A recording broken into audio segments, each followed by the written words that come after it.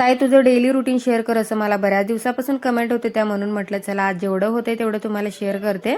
तर माझं सकाळी उठलं की दिवसाची सुरुवात होते ते म्हणजे अंगणात पाणी मारण्यापासून। अंगणात पाणी वगैरे मारले, त्यानंतर आंघोळ वगैरे करून घेतलं आणि आज मी लवकर आवरले होते म्हणून ना देवपूजा पण मीच करणार होते।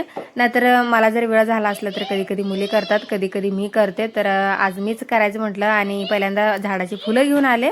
आज बऱ्यापैकी फुलं लागले होते, नाहीतर थंडी चालू झाल्यापासून ना फुलं कमी चालत झाडांना।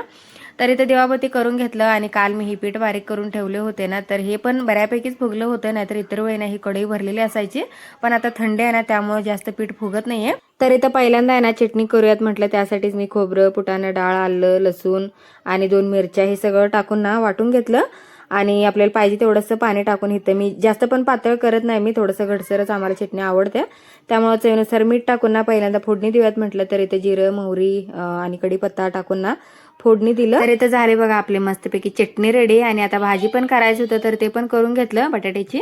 त्याच्यानंतर लगेचच करायला घेतलं मी इथे डोसा। पहिल्यांदा ना तव्याला पाणी मारून पुसून घेतलं, त्यानंतर तेल टाकून ना अशा पद्धतीचा डोसा करून घेतला आणि लालसर किती छान झाल्यात बघू शकता। ह्यामध्ये तूर डाळ घातलं ना की असं कलर येतो छान। तर अशा पद्धतीचं सगळं डोसा करून घेतला आणि जेवण पण करून घेतलं आणि दिवसभर मी ब्लाऊजच्या कामात होते त्यामुळे एवढं कंटाळा आला होता ना, म्हटलं थोडा वेळ बसूया म्हणून बसले होते। तेवढ्यात मुलं पण आले होते शाळेतनं, तर इथं अभिच्या शाळेत काहीतरी त्याला प्रॅक्टिस करायला सांगितलेलं तर तो मला दाखवत होता।